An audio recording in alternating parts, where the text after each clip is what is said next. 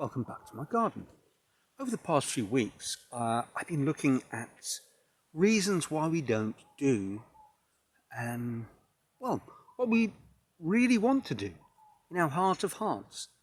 Why we don't spend our time engaged in activities that we like and instead find ourselves wasting our lives away.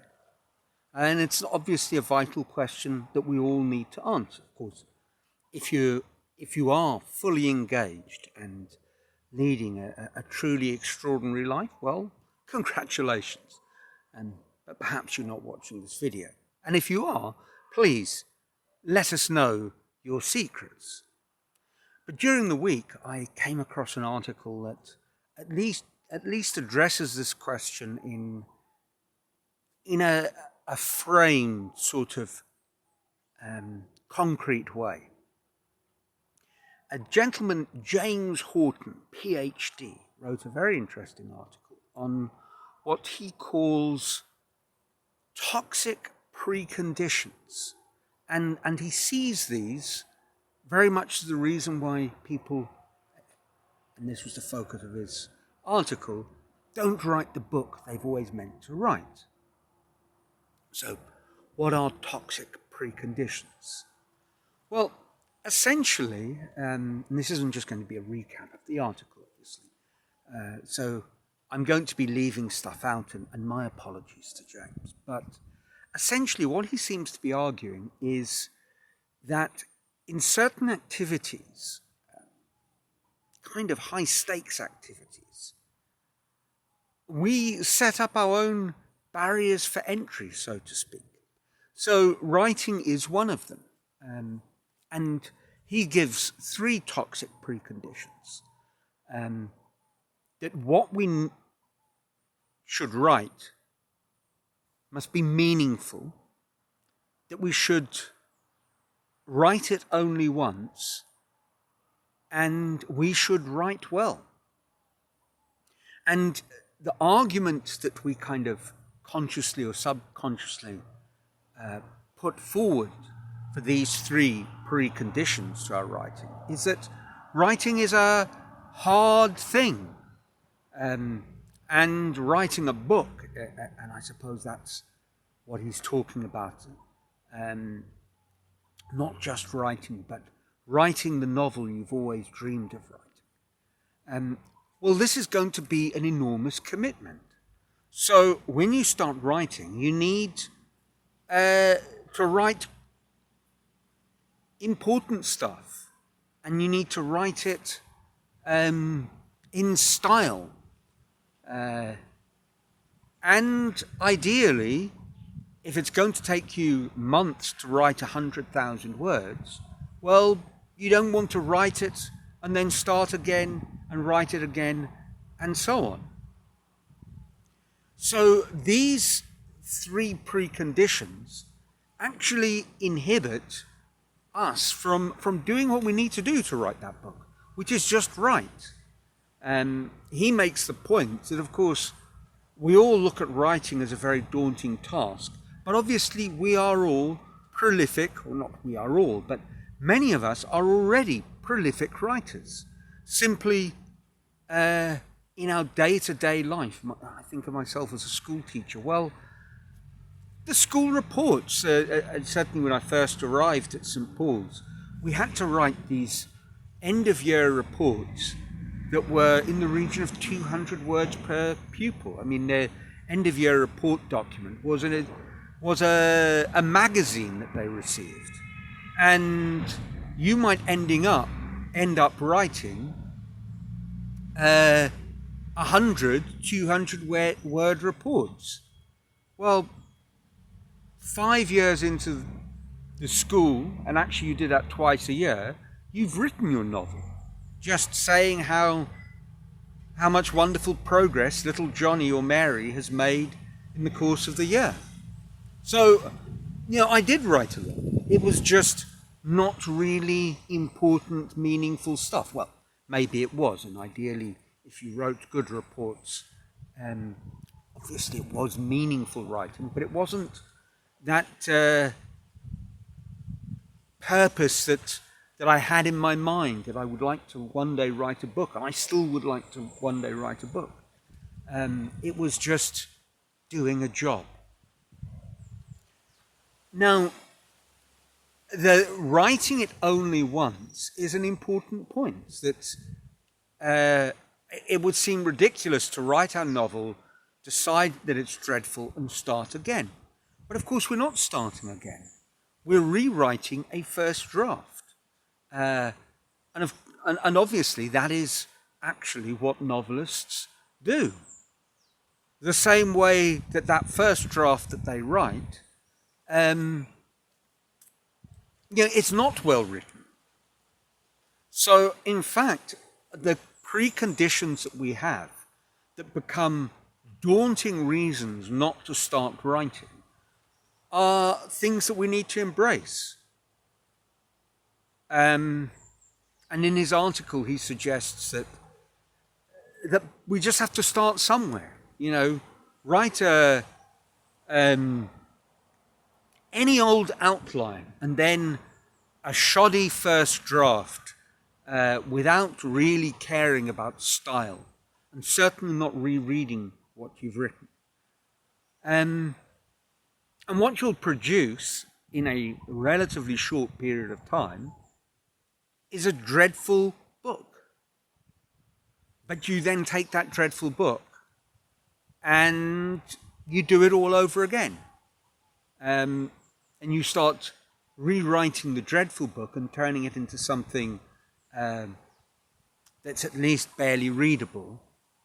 And eventually what might come out of it is the novel you've dreamed of. Now, this idea of toxic preconditions is a sort of, I suppose it's a sort of perfectionism. I think it affects us in far more areas of our life than we would care to imagine, and not just in creative endeavors. If you think about building a house, something that struck me watching a TV series that I think is still ongoing, but really fantastic grand designs with the inimitable Kevin MacLeod, where he presents the unfolding of extraordinary architectural projects, crazy dreams being built. One of the things that seemed to be almost a common denominator is more often than not, people hadn't thought it through. They didn't have enough money to do what they meant to do. Their ideas were half-baked. But they had a sort of a vision and they just got started. And it would be far too easy to have a very well-formed, clear idea and know what it costs, what it will take, what it will look like, and then simply not build it because it's impossible. Or kid yourself that you'll build it when you have just enough money. But therein lies the problem. Not having just enough money, because quite possibly you will. But by the time you have just enough money, that dream house will have morphed into something else, clearly defined, that you can't get started because you're just not quite ready. I had an interesting experience on reflection, and I think about this from time to time, in the whole process of my retirement. Initially, when I first came here, I sort of imagined this being a dream home that I would build over the years, and eventually at 65 I would retire from my teaching job and come here to this sort of paradise. And at some point someone mentioned to me, one of my fellow teachers, a little bit older, said, but what's with the 65? Why wait until then? Why 65? And of course it's an arbitrary number Just it so happens that that is nominally retirement age. And actually, there was a bit more to it in terms of my job at St Paul's. I remember sitting once on the stage in a never-ending final assembly, and it struck me as I daydreamed that I would have been teaching 30 years in my 65th year at St Paul's. It would be a nice, maybe it was 25, I can't remember. Maybe it was 60. At any rate, it was a very nice, convenient number. I think actually it was 60, and I would have been teaching at the school 25 years, and it would have been perhaps even the centenary of the school. It would have been an absolutely marvellous coming together of numbers. And so 60 became my retirement age. And then it sort of moved back from there. And eventually I decided that rather than having this external target to aim for, I would come up with something a little bit more constructed.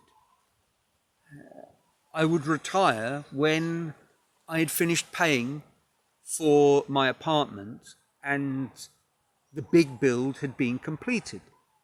And thereby I would have limited expenses to undertake in the home. Of course, building a house, as I learned from Grand Designs, would always be a work in progress. But the major construction, the expensive construction, that was of a more fixed sort of cost. Well, I wanted to do that before the move and have that paid for. And if I had finished paying for my apartment in Sao Paulo, well, that would be a source of income rather than an additional drain on my limited funds. So that became my own, not toxic precondition, but inspirational precondition. Because I started working towards actually paying off my apartment. It was a motive to save, and every holiday was a chance to do one more piece of the build. And it turned out that rather than taking 15 years, it took 5. A remarkable sort of process. And at 47, 13 years ahead of schedule, I found myself leaving the teaching profession and moving up north. So this idea of toxic preconditions, that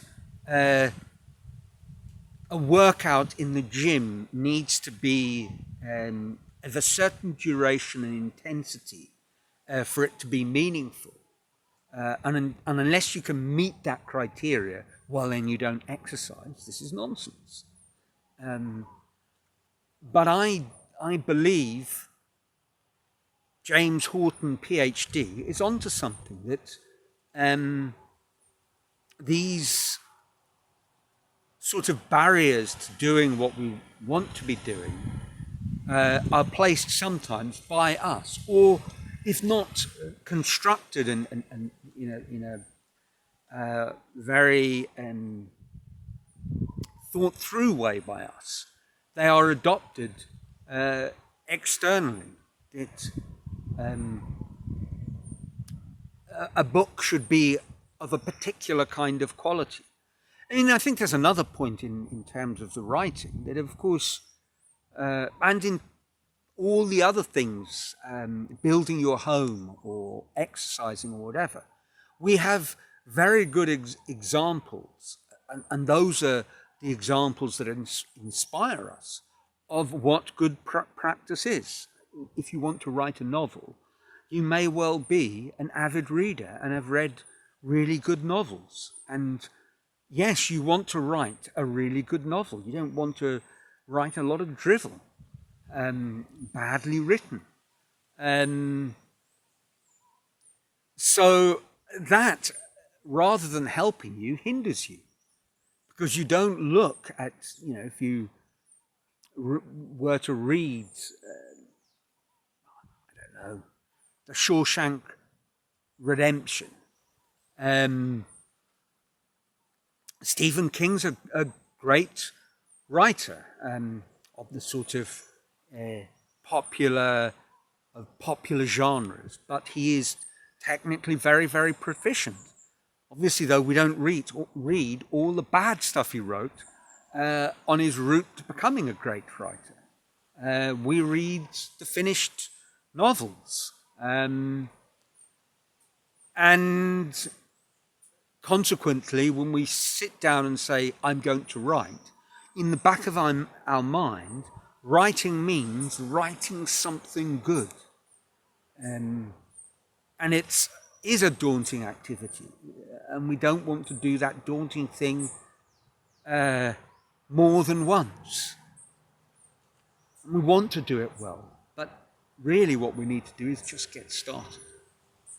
So there we are. That's it for this week. Toxic preconditions. What preconditions do you have and how might you get over them? Perhaps leave a comment. Anyway, otherwise I trust your lives are filled with joy, and until next week, from sunny Brazil,